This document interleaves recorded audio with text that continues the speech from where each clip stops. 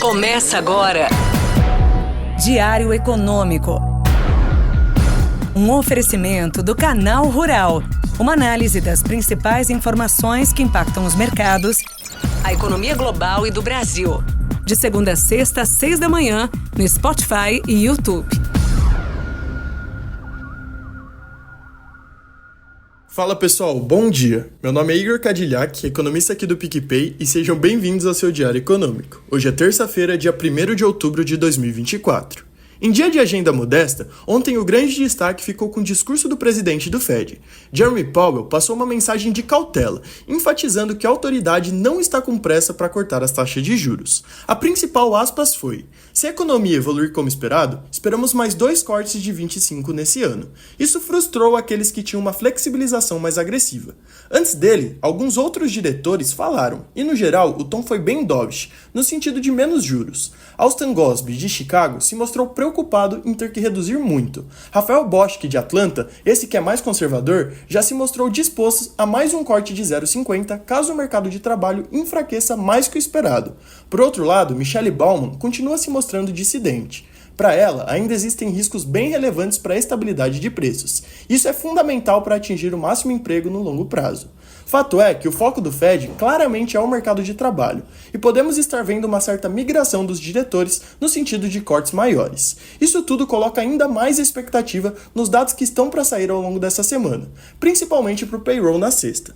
Por ora, mais importante do que tudo isso foi a sinalização de Powell. Se a economia evoluir como esperado, esperamos mais 2 cortes de 25 nesse ano. Historicamente, são raras as ocasiões em que o Fed diverge do gráfico de pontos no curtíssimo prazo, e lá eram essas as projeções. O que chama a atenção é a divergência na comunicação entre eles. No fim do dia, os treasuries avançaram e o CME já mostra mais de 60% de chances de menos 50 em novembro, que até então era minoritário. Com juros maiores, o dólar avançou contra a maioria das moedas e as bolsas surpreenderam, se firmando em leve alta. Dow Jones e S&P renovaram seus recordes de fechamento.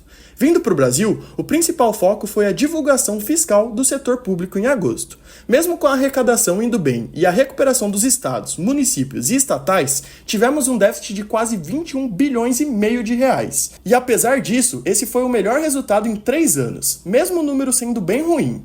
Em 12 meses, o déficit acumulado é de mais de 256 bilhões de reais, o equivalente a 2,3% do nosso PIB. Novas medidas precisam ser traçadas para alcançar nossa meta de primário.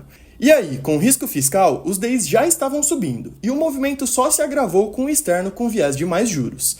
Na moeda, em dia de pitaques de fim de mês e trimestre, o real volátil desvalorizou relativamente pouco contra o dólar forte. Mas mesmo com esse recuo, nossa moeda apreciou mais de 3% em setembro. Já na bolsa, a aversão a risco prevaleceu no Ibovespa, que terminou o pregão na mínima. Dessa vez, nem o novo estímulo chinês conseguiu barrar nosso mau humor doméstico. E olha que Xangai teve o maior rally desde 2008. Além disso, aqui setembro não foi tão amigável. Começamos o mês nas máximas históricas e também terminamos em mais de 3%, só que de queda.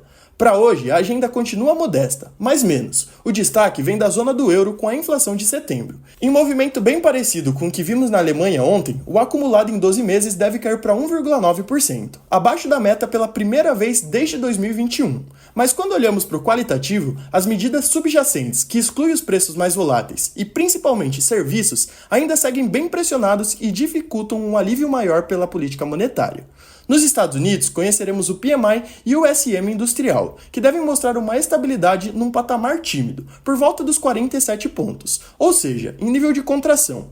Além disso, os dados de emprego começam, com o relatório JOLTS de agosto. Como ele é defasado em um mês, muitas vezes acaba não trazendo grandes novidades, mas vale acompanhar. A mediana das estimativas espera quase 7.700 vagas em aberto. Bom começo de outubro e trimestre para todos nós. Bom dia, bons negócios e sorte sempre!